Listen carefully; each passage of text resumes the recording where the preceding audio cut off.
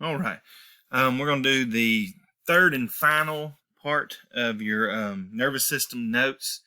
So this will finish out all your student notes.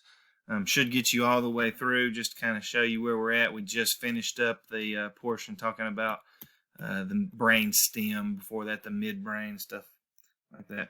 Now we're going to jump into the other part of the central nervous system, the spinal cord. Spinal cord, people use the spinal cord kind of interchangeably, but they aren't really interchangeable. The vertebrae, as you can see right here, is the bones, which we've already learned about vertebrae, and they house the spinal cord, which would be right here in this opening called the vertebral foramen. So this is the main pathway, the connecting point between the brain and the peripheral nervous system. We find it located in this vertebral foramen. And there's pairs of spinal nerves that exit each segment of the spinal cord. Our skeleton that we have in our room would be, it actually has this on there. If you want to go by and look at him, you can see they're yellow on that model, but they kind of poke out in between each vertebrae, excuse me. Of the spinal nerves, there are 31 pairs of them. Of course, one on the left and one on the right. They're not really named individually. Instead, they're grouped together. And here is the number of them and their names. We have 8 cervical, and hopefully you remember the cervix area or region is the neck. So we got 8 cervical vertebrae. And you'll hear people say, if somebody was paralyzed at the second vertebrae, it's the second one down. So we count them 1 through 31, all the way down the spine here. So 8 cervical, 12 thoracic, and yes, your spine should be curved like this. It's got this curvature to it. Doesn't mean you have anything wrong with you. It actually helps us stand upright. You always kind of think logically it would be straight up and down, but this helps us bear our weight a lot better. 12 thoracic, 5 lumbar. You might have heard of lumbar, like lumbar support in a chair or in your car.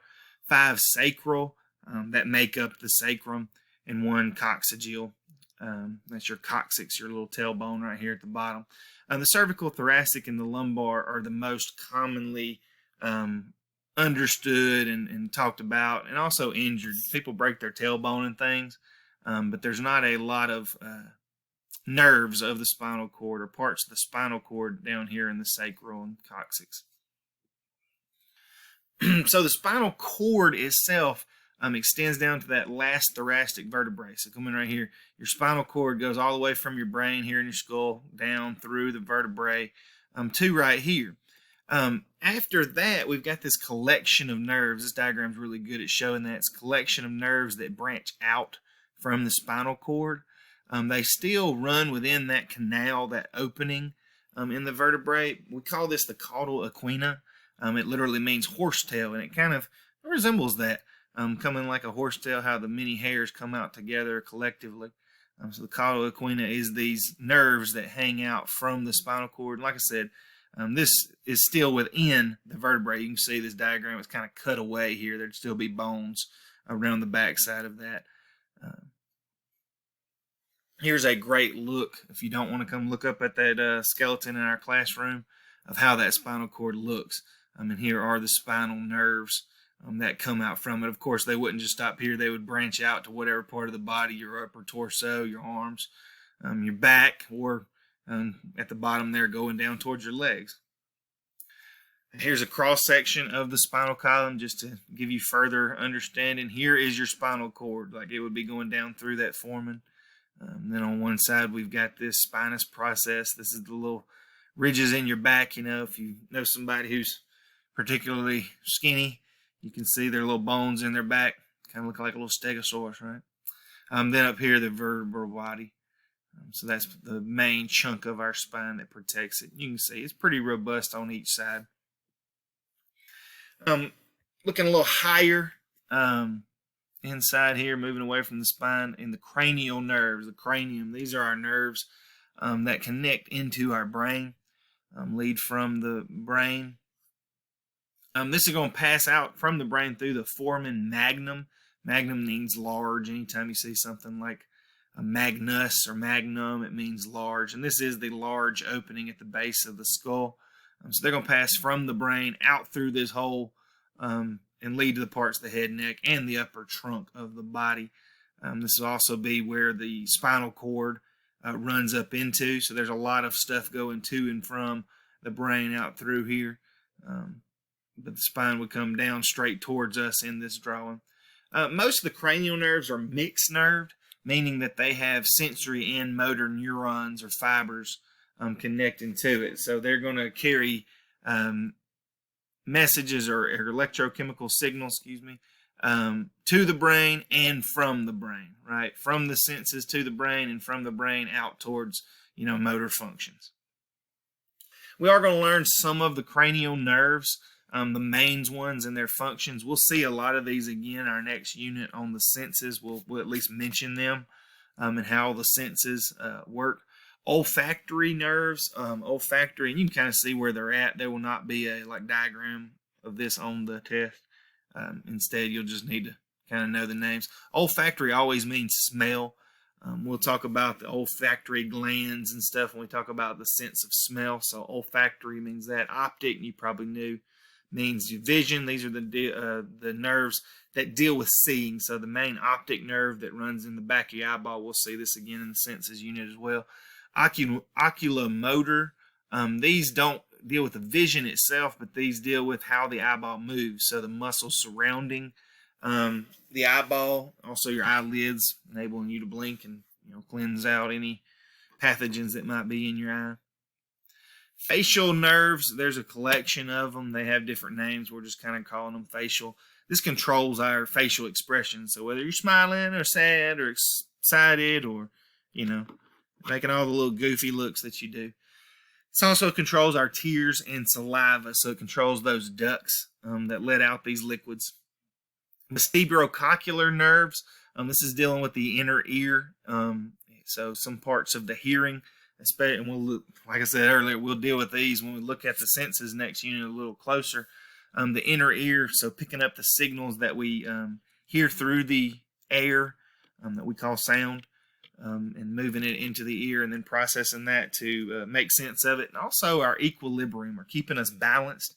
So when you spin around as a little kid, or you're on like the little merry-go-round thing at the park, and you get all dizzy and your head's kind of spinning around, it's actually because of fluid in your ears that is still moving even though your body has become stationary.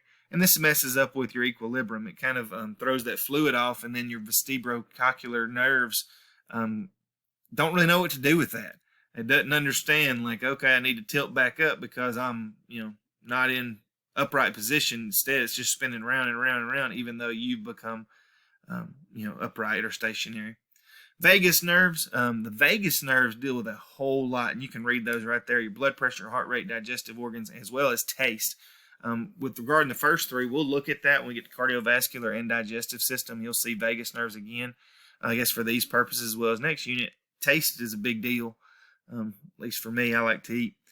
Hypoglossal nerves. These are nerves that don't deal with the sensory reception of taste, but instead it deals with the tongue. It controls tongue function. So how you move your tongue in speaking. And now that I'm thinking about it, I'm realizing how much my tongue moves when I talk. Also with chewing, your tongue is very active in moving food around in your mouth towards the teeth or down the throat with swallowing. All right, let's look at some brain injuries. We'll also look at some disorders here to finish up our notes for this entire unit. One brain injury that's become a whole lot more understood in the last couple years, especially when it comes to things like contact sports like football, is a concussion. I can tell you, I'm an old man. I guess I'm dating myself, but around 2000 when I was in school, it was very common for kids playing football, basketball, heck, even things like softball and baseball getting hit. To get a concussion, you kind of sit down for a few minutes. If you can tell me how many fingers I'm holding up, and you can say who the president is, most time people put you right back in the game. But now we kind of understand the long-term effects better, which is a good thing, of concussions, which is why a lot of times you see athletes out for several weeks with concussion-like symptoms. Or if somebody takes some hard jar and hits their head in football, they're not coming back in the game. A concussion, what it is violent jarring or shaking of the cerebrum, that large portion of your brain, that just results in a disturbance of brain function. This could be blacking out for a little bit. This could be dizziness. So it could messing up with your vision if you got hit in the back of the cerebrum, your occipital lobe. It could just be confusion. That's your frontal lobe, some logical thinking, somebody that can't remember what day of the week it is. This can be long-term effects, especially when concussions double up on each other or mount up on each other. That's why it's important to take time between concussions. You don't want many of them, building up. It's been linked to violent actions. There's a wrestler named Chris Benoit, professional wrestler. That was pretty big when I was a person. Chris Benoit, he actually killed himself, but before he did that, he killed his family. And it's linked back. He had severe concussion. CTE is the acronym used for it. With concussion after concussion after concussion. And a lot of people believe, it caused him to do such violent acts. So concussions definitely take it serious. Just to remind you, don't get confused with a contusion. That's just another name for a bruise. Then we got hydrocephalus. This is a nervous system disorder. This is where there's water on the brain, and this because of improper drainage of cerebrospinal fluid. So this happens before birth. For a long time, you had the babies called waterhead babies. That's not really an accepted term, but you might have heard it before that. So hydrocephalus is their head is swollen. Most of the time, this can be treated with, there's actually a drilling that goes into the meninges and drains that cerebrospinal fluid. Sadly, however, there are a lot of brain issues that come with it and after it. A stroke is also known as a cardiovascular accident, or CVA. This is the most common nervous system disorder. It is a blood blockage that goes to the brain, and it causes a blockage of the blood to the brain, so it's a blood clot. That brain tissue dies out, which can result in paralysis or that part of the brain not being used anymore. People die from strokes, and people live with long-term effects from strokes. We'll look at blood clots and what to do with them more in cardiovascular system. But a stroke, most common nervous system disorder by far. MS, multiple sclerosis. We looked at myelin sheaths in those neurons earlier. This is where they are gradually destroyed. And it causes everything to be not as efficient as it once was. It can lead to things like blindness or weakness in muscles or incontinence or urinary problems. So you just can't control your bladder. Spinal bifida is where there's an incomplete formation of the vertebral column. And as you can see here, a baby can be born with spinal bifida, where part of the spinal cord actually branches outside the spinal column or those vertebral columns. So it's not protected. You can even, severe cases, spinal bifida, the spinal cord is visible outside the skin here. So like you'd be able to see it on the outside. Of course, that makes it a lot more prone to damage, which can cause, paralysis depending on where it is, and some definitely long-term effects. Can be treated. It's some intensive surgeries, though, to get it kind of pushed back into the vertebral column and that all cleaned up.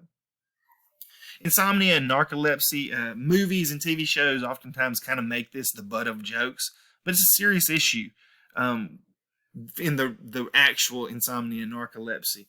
So insomnia, I'll make the joke occasionally, I just can't go to sleep. I'll have, I'm just too stressed at night, this, that, and the other. Insomniacs can't sleep enough to function adequately. It's not just going, I only got 4 hours sleep instead of, the 6 or whatever I may need. You just can't sleep enough to function. Narcolepsy is not just falling asleep in class when your favorite teacher, Coach Hicks, might be getting a little long-winded. Narcoleptics, and I have a video for you in a little bit, they lapse involuntarily in sleep. You can't control it. It's not because they're just tired from staying up night for. They can't control it. Parkinson's disease. Hopefully we'll get to watch a video later on in the year about a guy with Parkinson's, but it's an overacting part of the brain which causes uncontrollable shaking. You often see hands shaking with this.